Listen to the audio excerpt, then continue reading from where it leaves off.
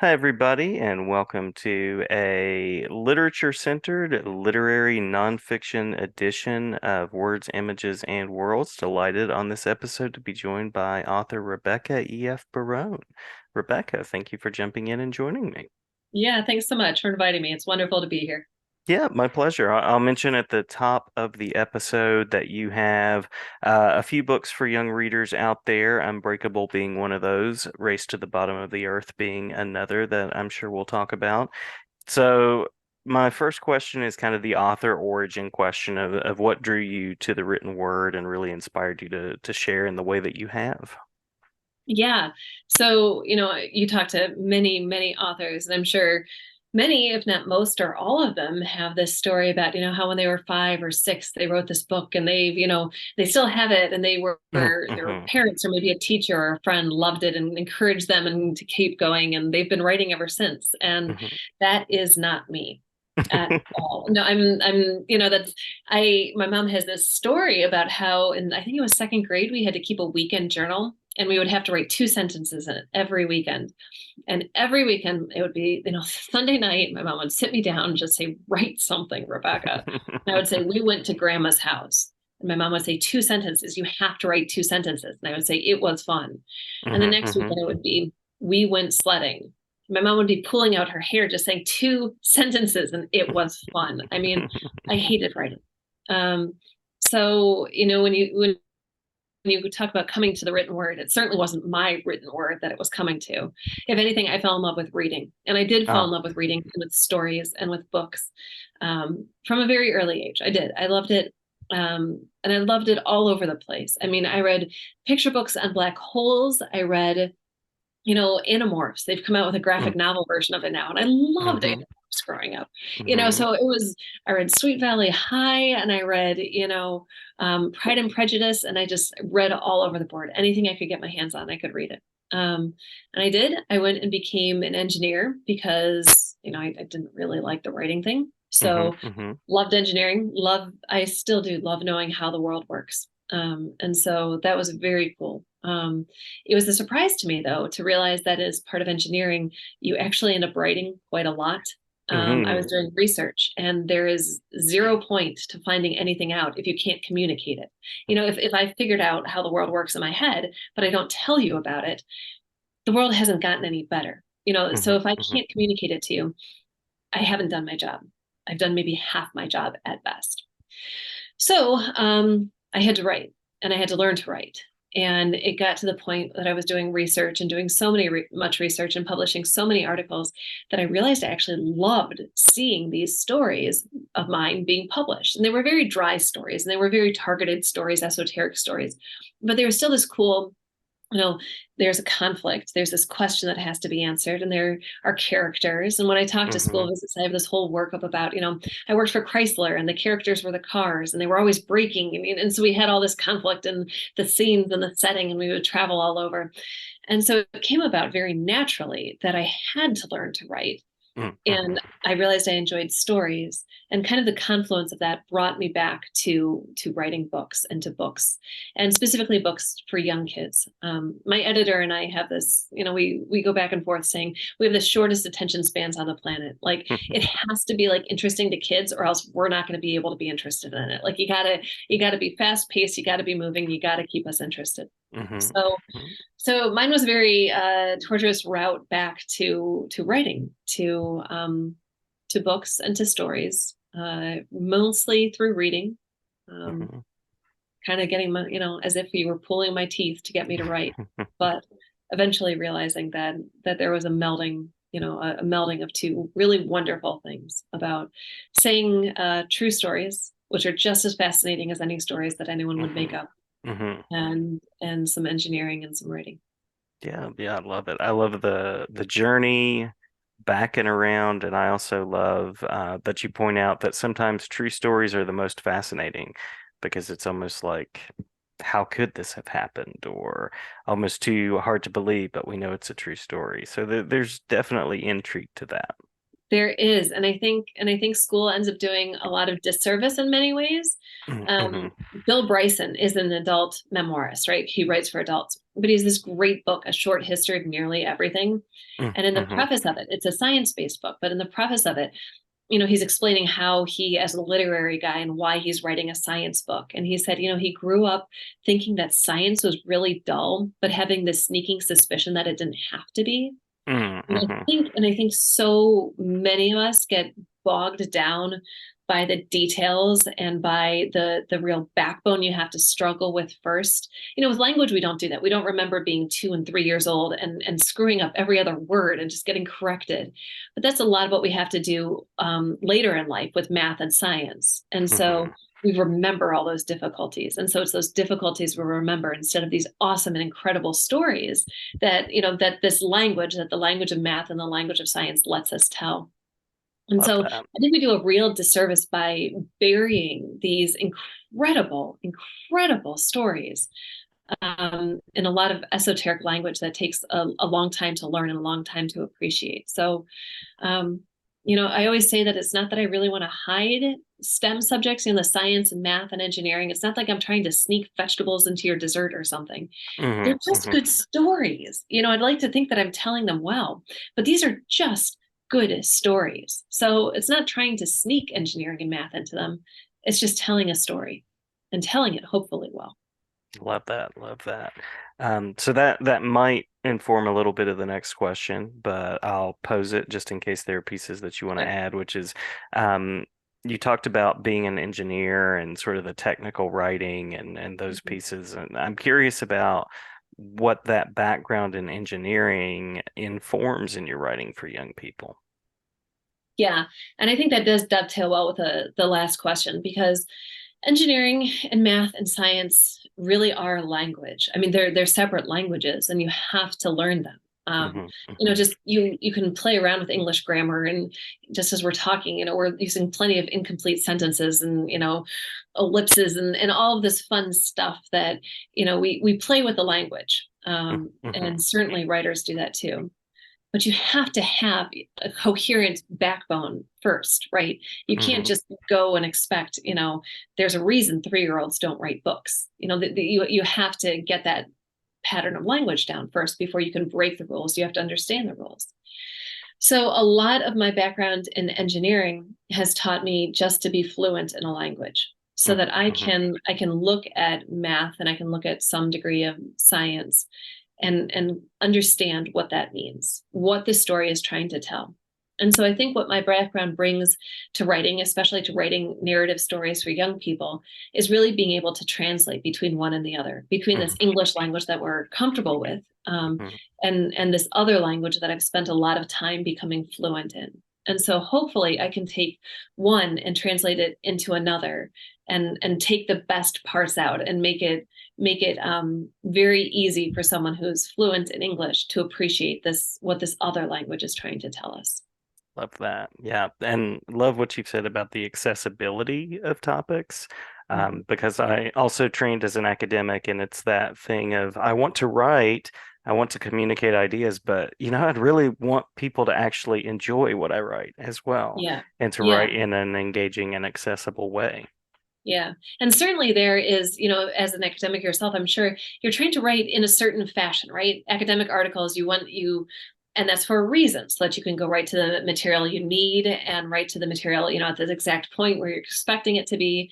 And everyone can kind of, understand these different stories and research, Hmm. in a certain way. So that's very helpful. But then to switch from that, and if that's all you're giving people, you're not going to be able to appreciate the emotion of it because it's very unemotional for the most part. Hmm. So adding that emotion back in, I think that was actually kind of tricky. And I do a little bit of fiction writing. I have a couple of short stories appearing in Scholastic Scope magazine this year. And so the odd bit. and that is absolutely the hardest for me, is getting back to the emotion and to the character arc, because that's missing in engineering, in these academic articles. The conflict is there, the setting is there, the characters are there, Mhm. but the emotional arc isn't necessarily so much. And so I think that's probably been the hardest part of the whole, like you said, the writing journey for me. Mhm. um, Mhm. Kind of retraining myself into that story, into that character development. That's been a little bit of a trick. Yeah, yeah. Also a fan of Scholastic Scope, and I have several teacher friends that use that, so that's very cool to know as well. Oh, it was a huge honor. I mean, there was definitely jumping up and down, and Yeah. it was. I'm thrilled and I'm really excited. Plus, it's interesting to get to use the tool, the language, in another way, and so I love getting to play with it more. Hmm. Hmm. So what do you hope that readers take away from what you're sharing? You talked about that idea of solving the problems of the world and wanting to communicate it. I have personally not solved the problems of the No. world, but I hope in some small way I've helped. So curious about what you would want readers to take away. Yeah. Yeah, I'm not solving all the world's problems, but man, it's just it's understanding the way the world works. Hmm. Why is that roller coaster safe? And how do we launch things to the moon? And I get energized by these questions. I kind of nerd out, and I love nerding out about them. But if I was going to help that some people, what people would take away from my books, or first of all, just a good story. I Yeah. just want people to read and enjoy a good story.